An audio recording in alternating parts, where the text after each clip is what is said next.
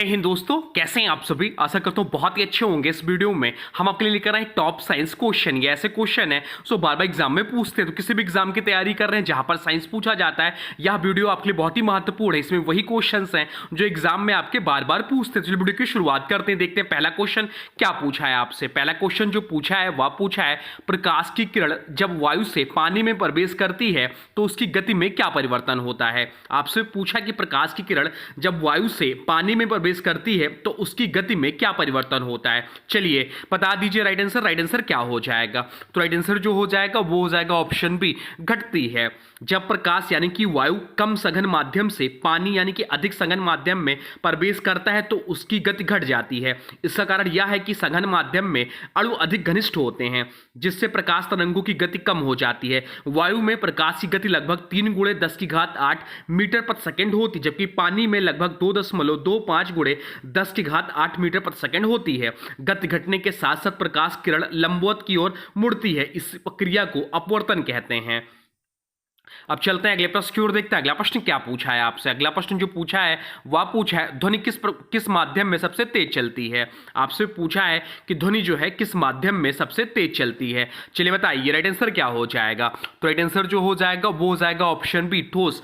ठोस माध्यम में जो है ध्वनि है वह सबसे तेज चलती है। ध्वनि तरंगों की चाल माध्यम की घनत्व और लोच पर निर्भर करती है। ठोस पदार्थों में कण आपस में बहुत निकट होते हैं, इसलिए कंपन तेजी से एक कण से दूसरे तक पहुंचते हैं। इसी कारण ध्वनि ठोस में सबसे तेज गति से चलती है। गति का जो क्रम होता है सबसे अधिक ठोस में, उसके बाद जो होता है द्रव में, उसके बाद जो होता है द्रव में, उसके बाद जो होता है वह गैस में, और सबसे कम जो होता है या ना के बराबर जो होता है वो निर्वात में होता है। उदाहरण के तौर पर अगर आपको बताएं तो इस्पात लगभग 5000 मीटर प्रति सेकंड होता है, पानी में लगभग 1500 मीटर प्रति सेकंड होता है गति की स्पीड, और वायु में लगभग 343 मीटर प्रति सेकंड होता है। निर्वात में ध्वनि नहीं चलती क्योंकि कोई माध्यम नहीं होता।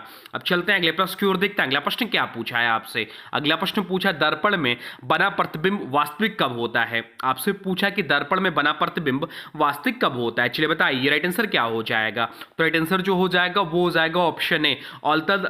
ऑप्शन इस प्रश्न का राइट आंसर हो जाएगा, ऑल्टल दर्पण और वस्तु फोकस से परे हो। वास्तविक प्रतिबिंब वह होता है जिसे पर्दे पर प्राप्त किया जा सके।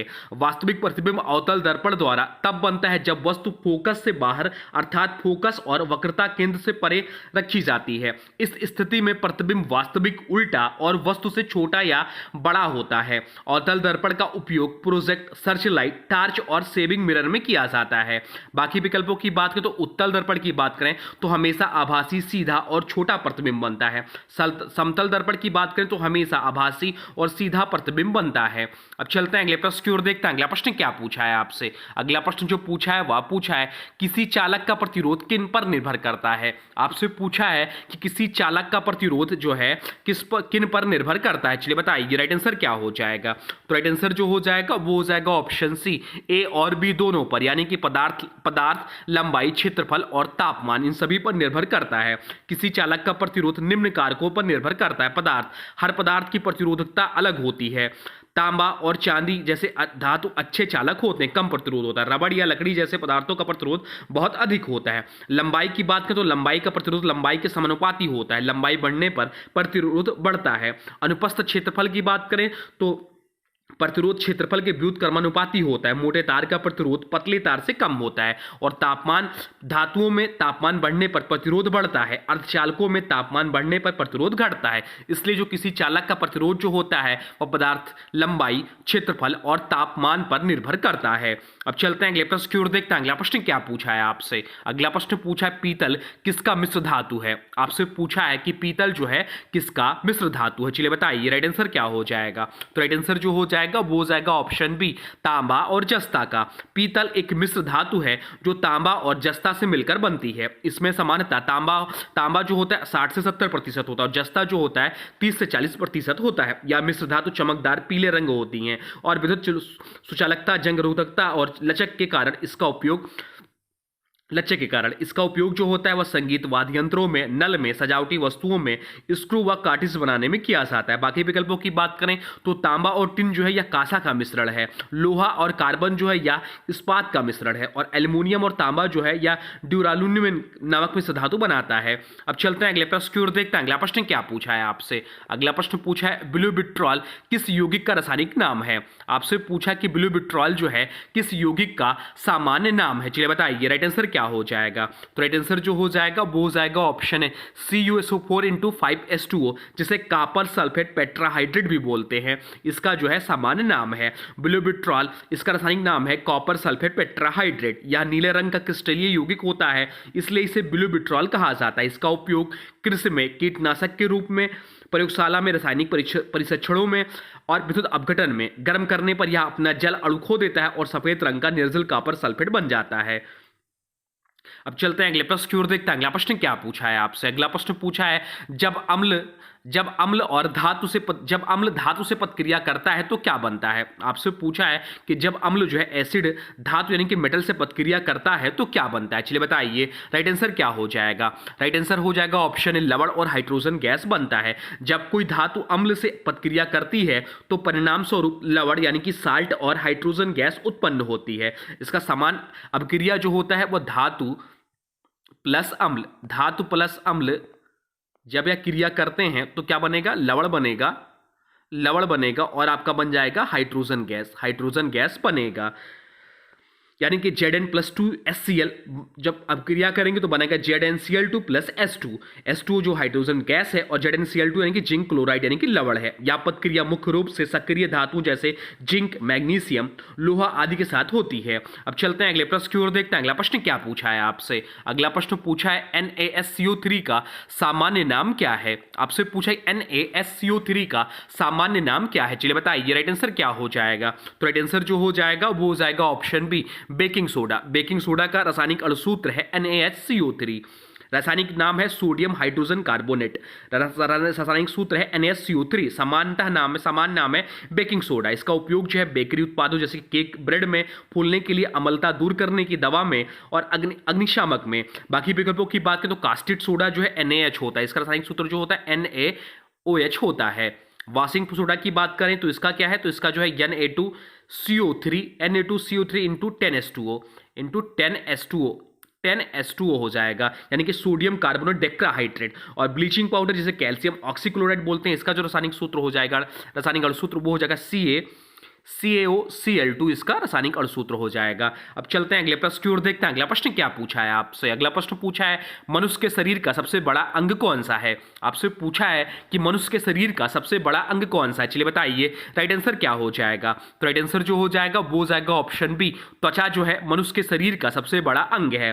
त्वचा मानव शरीर का सबसे बड़ा अंग है। या बाहरी आवरण बनाकर शरीर को सुरक्षा प्रदान करती है। एक वयस्क व्यक्ति की त्वचा का क्षेत्रफल लगभग 1.5 से 2 वर्ग मीटर और भार लगभग 4 से 5 किलोग्राम होता है। त्वचा शरीर को सूक्ष्म जीवों और रासायनिक पदार्थों से बचाती है। शरीर का तापमान नियंत्रित करती है। स्पर्श, ताप, दर्द जैसी संवेदनाएं महसूस कराती है। त्वचा की 2 मुख्य परतें होती हैं, कौन कौन सी, तो एपिडर्मिस और डर्मिस। एपिडर्मिस जो होती है बाहरी पतली परत होती है और डर्मिस जो होता है अंदर की मोटी परत होती है। अब चलते हैं अगले प्रश्न की ओर, देखते हैं अगला प्रश्न क्या पूछा है आपसे। अगला प्रश्न पूछा है लाल रक्त कोशिका का कार्य क्या है। आपसे पूछा है कि लाल रक्त कोशिका का कार्य क्या है। चलिए बताइए राइट आंसर क्या हो जाएगा। तो राइट आंसर जो हो जाएगा वो हो जाएगा ऑप्शन बी। ऑक्सीजन का परिवहन जो है लाल रक्त कोशिका का प्रमुख कार्य है। लाल रक्त कोशिका यानी कि रेड ब्लड सेल्स रक्त की सबसे अधिक संख्या वाली कोशिकाएं हैं। इसमें एक विशेष प्रोटीन हीमोग्लोबिन पाया जाता है जो ऑक्सीजन से जुड़कर उसे शरीर के विभिन्न अंगों तक पहुंचाता है। आरबीसी का निर्माण अस्थिमज्जा में होता है और इसका जीवन काल लगभग 120 दिन होता है। आरबीसी में नाभिक नहीं होता है, इससे अधिक हीमोग्लोबिन के लिए जगह मिलती है। अब चलते हैं अगले प्रश्न की ओर, देखते हैं अगला प्रश्न क्या पूछा है आपसे। अगला प्रश्न जो पूछा है वह पूछा है निम्नलिखित में से किसे उष्मागतिकी यानी कि थर्मोडायनेमिक्स का पहला नियम कहा जाता है। चलिए बताइए राइट आंसर क्या हो जाएगा। तो राइट आंसर जो हो जाएगा वो हो जाएगा ऑप्शन बी। ऊर्जा संरक्षण का नियम उष्मागतिकी का पहला नियम कहा जाता है। उष्मागतिकी का पहला नियम कहा जाता है। इस नियम के अनुसार ऊर्जा ना तो उत्पन्न की जा सकती है ना ही नष्ट की जा सकती। इसे केवल एक रूप से दूसरे रूप में परिवर्तित किया जा सकता है, अर्थात कुल ऊर्जा स्थिर रहती। इस नियम को ही ऊर्जा संरक्षण का नियम कहा जाता है। यह नियम ऊर्जा के सभी रूपों पर लागू होता है, यांत्रिक, ऊष्मीय, रासायनिक, विद्युत आदि में। बाकी विकल्पों की बात करें तो चार्ल्स का नियम जो है गैस के आयतन और तापमान के संबंध से संबंधित है। बायल का नियम जो है गैस के दाब और आयतन के संबंध से संबंधित है। अब चलते हैं अगले प्रश्न की ओर, देखते हैं अगला प्रश्न क्या पूछा है आपसे। अगला प्रश्न जो पूछा है वह पूछा है फ्लेमिंग के वाम हस्त नियम में कौन सी अंगुली विद्युत धारा को प्रदूषित करती है। आपसे पूछा कि फ्लेमिंग के वाम हस्त नियम में कौन सी अंगुली जो है विद्युत धारा को प्रदर्शित करती है। चलिए बताइए राइट आंसर क्या हो जाएगा। राइट आंसर हो जाएगा ऑप्शन डी, मध्यमा उंगली इस प्रश्न का राइट आंसर हो जाएगा। फ्लेमिंग का वाम हस्त नियम विद्युत मोटर में बल की दिशा ज्ञात करने के लिए प्रयोग किया जाता है। यह भी एग्जाम में क्वेश्चन पूछ लेता है। तो फ्लेमिंग का वाम हस्त का नियम यानी कि फ्लेमिंग लेफ्ट हैंड्स रूल जो है विद्युत मोटर में बल की दिशा ज्ञात करने के लिए प्रयोग किया जाता है। इस नियम के अनुसार यदि बाएं हाथ की तर्जनी जो कि चुंबकीय क्षेत्र, मध्यमा जो कि विद्युत धारा और अंगूठा जो है बल या गति तीनों एक दूसरे के लंबवत रखे जाएं तो इनकी दिशा के अनुसार चालक पर लगने वाला बल की दिशा ज्ञात होती है। अब चलते हैं अगले प्रश्न की ओर, देखते हैं अगला प्रश्न क्या पूछा है आपसे। अगला प्रश्न जो पूछा है वह पूछा है निम्नलिखित में से कौन सी ऊर्जा समुद्र से उत्पन्न नहीं होती है। आपसे पूछा है कि निम्नलिखित में से कौन सी ऊर्जा समुद्र से उत्पन्न नहीं होती, यह आपसे पूछा है। चलिए बताइए राइट आंसर क्या हो जाएगा। राइट आंसर हो जाएगा ऑप्शन डी, भूतापीय ऊर्जा इस प्रश्न का राइट आंसर हो जाएगा। भूतापीय ऊर्जा पृथ्वी के भीतर के ताप से प्राप्त होती है, ना कि समुद्र से। यह ऊर्जा ज्वालामुखीय क्षेत्रों या गर्म झरनों से निकली भाप और गर्म पानी से प्राप्त की जाती है। उदाहरण के तौर पर लद्दाख, हिमाचल प्रदेश और आइसलैंड में। बाकी तीन ऊर्जाएं सीधे समुद्र से संबंधित है। तरंग ऊर्जा जो है यह समुद्र की लहरों की गति से उत्पन्न होती है। ज्वारीय ऊर्जा जो है यह समुद्र में ज्वार भाटा के उतार चढ़ाव से प्राप्त होती है। और सागरीय तापीय ऊर्जा जो है समुद्र की सतह और गहराई के तापांतर से उत्पन्न होती है। अब चलते हैं अगले प्रश्न की ओर, देखते हैं अगला प्रश्न क्या पूछा है आपसे। अगला प्रश्न पूछा है मार्स गैस का दूसरा नाम क्या है। आपसे पूछा है कि मार्स गैस का दूसरा नाम क्या है। चलिए बताइए राइट आंसर क्या हो जाएगा। तो राइट आंसर जो हो जाएगा वो हो जाएगा ऑप्शन सी, मीथेन। मीथेन को मार्स गैस कहते हैं। इसका रासायनिक सूत्र है CH4। मार्स गैस का रासायनिक नाम है मीथेन है। यह गैस दलदली क्षेत्रों, झीलों और सड़ने गलने वाले पौधों के अवशोषों से निकलती है, इसलिए इसे मार्स गैस कहा जाता है। मीथेन एक रंगहीन और गंधहीन गैस है जो अत्यंत ज्वलनशील होती है। मीथेन प्राकृतिक गैस का मुख्य घटक है, लगभग 85%। इसे बायोगैस में भी पाया जाता है जो गोबर, अपशिष्ट आदि के अपघटन से बनती है। बाकी विकल्पों की बात करें तो एथेन जो है यह भी प्राकृतिक गैस में पाया जाता है, पर मुख्य घटक नहीं एथेन। C2H6 इसका रासायनिक सूत्र होता है। प्रोपेन की बात करें तो प्रोपेन जो है LPG गैस का एक प्रमुख घटक है। क्या इसका रासायनिक सूत्र? इसका रासायनिक सूत्र है C3H8 इसका रासायनिक सूत्र है। और ब्यूटेन की बात करें तो यह भी LPG का दूसरा प्रमुख घटक है। इसका रासायनिक सूत्र C4H10 इसका रासायनिक सूत्र होता है। चलते हैं अगले प्रश्न की ओर, देखते हैं अगला प्रश्न क्या पूछा है आपसे। अगला प्रश्न पूछा है रक्त का कौन सा घटक थक्का जमाने में सहायक है। आपसे पूछा है कि रक्त का कौन सा घटक थक्का जमाने में सहायक है। चलिए बताइए राइट आंसर क्या हो जाएगा। राइट आंसर हो जाएगा ऑप्शन सी, प्लेटलेट्स इस प्रश्न का राइट आंसर हो जाएगा।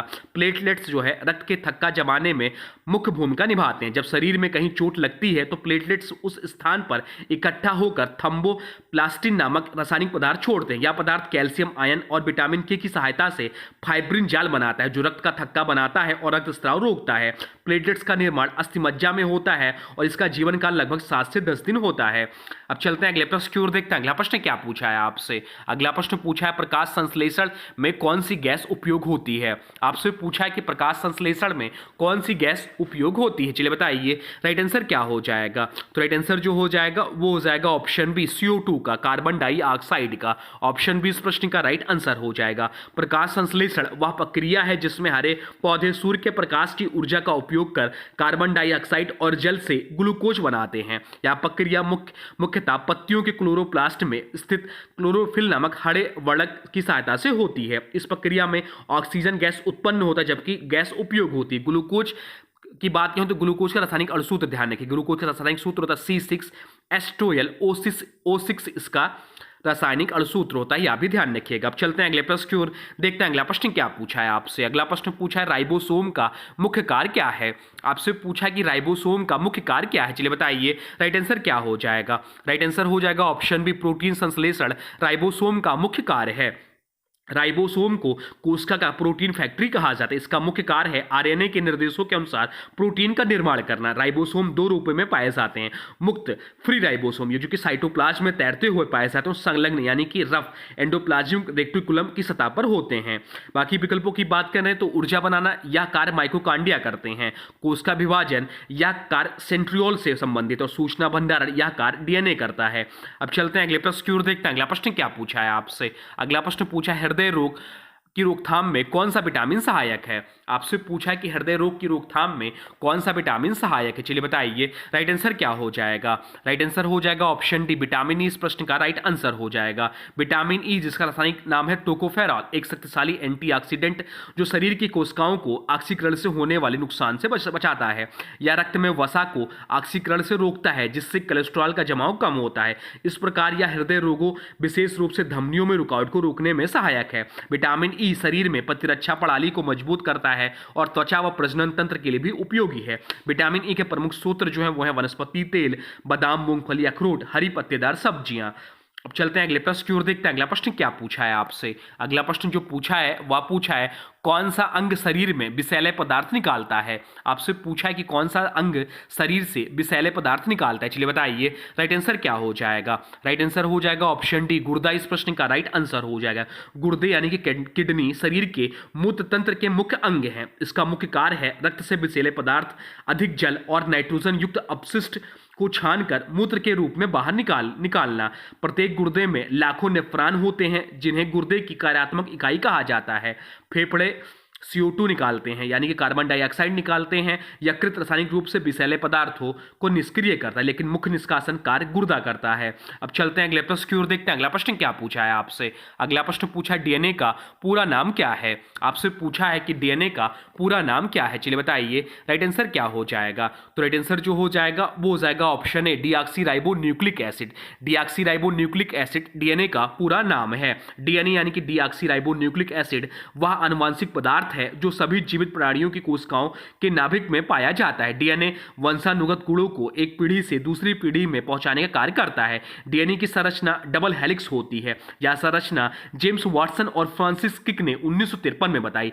डीएनए न्यूक्लियोटाइड से बना होता है, इन जिनमें 3 भाग होते हैं। कौन कौन से? तो नाइट्रोजन बेस, शर्करा और फास्फेट समूह। डीएनए के जो बॉन्ड आपस में जुड़े होते हैं वो हाइड्रोजन बॉन्ड से जुड़ी होती हैं। एडेनिन थाइमिन के साथ और गुआनिन जो है साइटोसिन के साथ हाइड्रोजन बॉन्ड के साथ जुड़े रहते हैं। तो ये रहे आपके टॉप साइंस क्वेश्चन जो आपके एग्जाम में मोस्टली रिपीटेड होते हैं, बहुत ज़्यादा पूछे जाते हैं। इन सभी का राइट आंसर आप लोग को पता होना चाहिए। और जो एक्स्ट्रा फैक्ट बताता हूँ वो तो आपके लिए अति महत्वपूर्ण हो सकते हैं, वहाँ से भी आपके एग्जाम में क्वेश्चन देखने को मिल जाएंगे। अब आज के वीडियो से प्रश्न है, इसका राइट आंसर आप लोग को कमेंट बॉक्स में बताना है। आज के वीडियो से प्रश्न है मनुष्य के शरीर का सबसे बड़ा अंग कौन सा है। आपसे पूछा है कि मनुष्य के शरीर का सबसे बड़ा अंग कौन सा है। इसका जो भी राइट आंसर हुआ बॉक्स में जरूर बताइए। और हाँ, आप लोग से एक शिकायत है, आप लोग वीडियो को देख लेते हैं परंतु वीडियो को लाइक नहीं करते और वीडियो को शेयर नहीं करते। मैं वीडियो के बीच में नहीं बोलता कि आप लोग डिस्टर्ब ना हो, तो प्लीज वीडियो को मेरे बिना कहे वीडियो को शेयर कर दिया करिए और चैनल पर नए चैनल को सब्सक्राइब भी करिए और अपने दोस्तों के बीच में भी इस चैनल के बारे में बताइए। हमें आपके सपोर्ट की भी बहुत ज्यादा जरूरत है। तो ये रहे आपके टॉप साइंस क्वेश्चन। और हाँ देखिए, अभी तक आपने वीडियो को लाइक नहीं किया तो प्लीज वीडियो को लाइक कर दीजिए और चैनल पर नए चैनल को सब्सक्राइब भी कर लीजिए।